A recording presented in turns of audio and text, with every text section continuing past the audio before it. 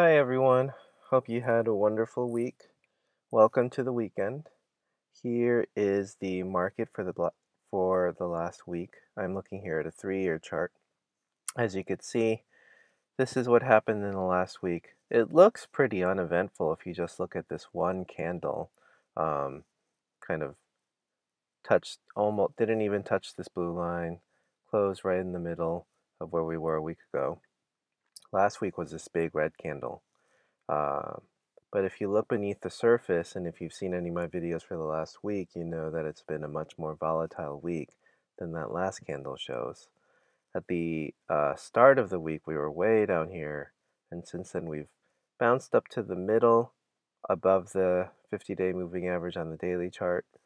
Closed the week on Friday with a low. But for the week itself, we still had a white candle. White candles are bullish candles.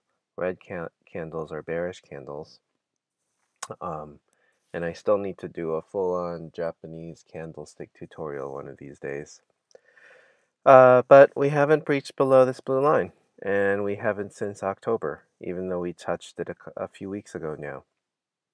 So we're still in a bull market. The market is still going up.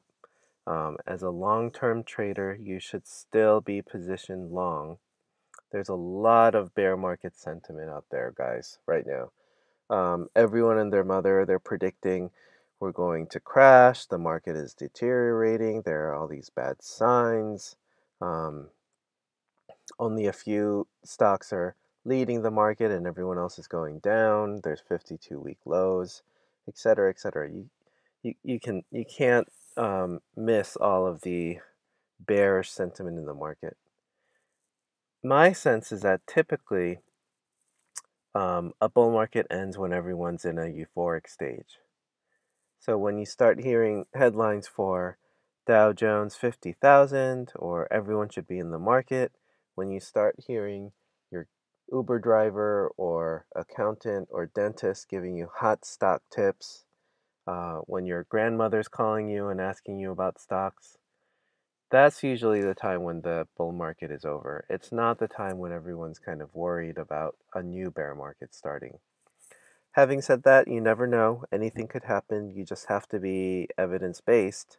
And right now, the evidence to me suggests we could be nearing the end of the bull market, but we just haven't seen prices break down yet. So that's why we take it one step at a time here. Um, Quick analysis about what I've just been saying, which is 2015, you could see started right in this big gray line here. We've been flat on the year. You could see here, we really haven't gotten up, we really haven't gotten down, we've just kind of been flat for the year. You could interpret this in one of two different ways. The first way you could interpret it is to say that, well, since we're not really getting to new highs, since we're not really moving up the same way we were in the past, this suggests we're at a top, right? And if I zoom out here to a larger, bigger picture chart, you could see here we've been going up and up and up and up at this really steep angle, but for the last year we've kind of just hit a wall. So maybe this suggests kind of a rounded top.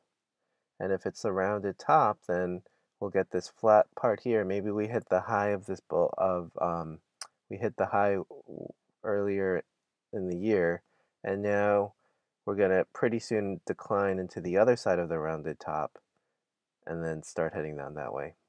And that's a legitimate interpretation, in my view, of what's going on, but we just haven't seen it happen yet.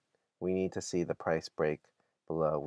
I mean, October, this was the closest we got to that interpretation, but we still really haven't seen prices break down.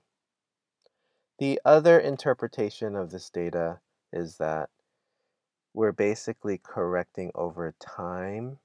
And what that means is that oftentimes what happens is that rather than prices going down very quickly or just the market breaking down and coming down to here or like down to this red line, what happens instead is that prices stay flat, but they stay flat over time.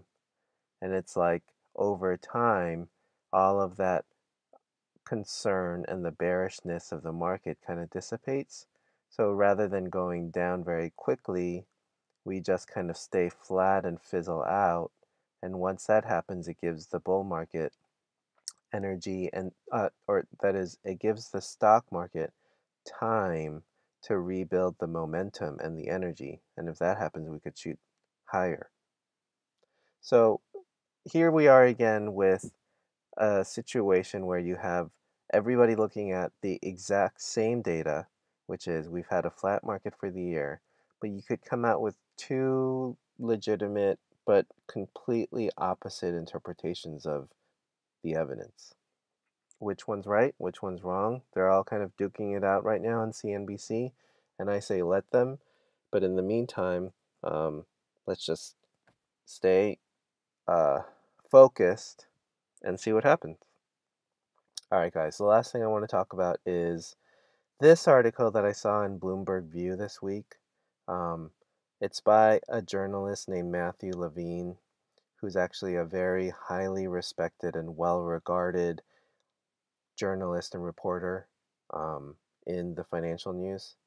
And it's a really long article. I'm not going to get into all of the details, but it's called When Can Investors Talk to Companies? And if you read through this article, it really, to me, my big takeaway is that it just shows how the game is rigged. And what I mean by that is I'm talking about insider trading, and I'm talking about the big fish getting access to information and data well before individual investors can. And there are very specific rules and legal frameworks for who can talk to who when. But the bottom line is that if you work for one of these big companies, Goldman Sachs, Morgan Stanley, a hedge fund, um, private equity firm, although I guess private equity isn't so much in the public market, but if you work for one of these large institutions, you're going to have the capability and the opportunity to actually talk with individual companies. And when I say that, I'm talking about the CFO, the CEO of, say a biotech company, a pharmaceutical company, IBM, Google. They will pick up they will return your call, first of all, and they will sit down and actually talk to you about what's happening with their company. Now, there's only so much that they can say, and there's a lot that they're not allowed to say, but there's a reason why, if you didn't know, most of these public corporations have an entire department called investor relations. And the people in that department, their specific job is to go out there and talk to individual investors from institutions, mutual funds, hedge funds, or the like. If you're an individual investor, I don't know how many times you were able to pick up the phone and call um, ExxonMobil or Disney or Under Armour and have them return your call and sit down with them and have a conversation about what's happening with their company. I've never done it. I'm sure if I tried to make those calls that they would not return my calls. But if you are, a wealth fund manager at Wells Fargo, they may indeed return your call.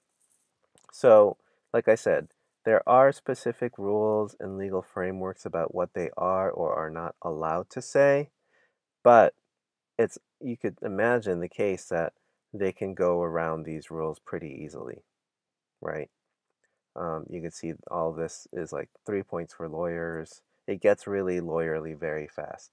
But even if you don't really get, information from them, like, we're going to double our revenue in this next quarter, there's still a lot you can glean just from sitting down with them in the same room in terms of body language, in terms of inferences, things that are not stated but unspoken.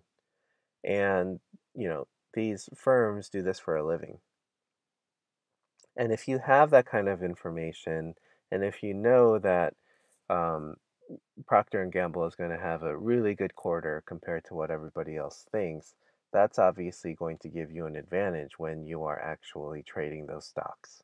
So, as an individual investor, the bottom line for me is that I stay out of this stock picking game because I think that game is really rigged. I stay out of the day trading game because I think unless you have that corporate advantage, unless you are able to pick up the phone and talk to um, relations at Disney or Sony or Warner Brothers, you are always going to be working at a disadvantage. You're always going to be a step behind, two steps behind. Um, by the time the news gets out to the public, the trades have already been made. So I like to stick to long-term investing, which is what I do here. And as a long-term investor, my analysis for now is that the bull market is still intact. We have not breached below these lines. Once we do, we'll start making steps towards that end later. But in the meantime, the bull market continues. All right, guys, I will talk to you on Monday, Tuesday.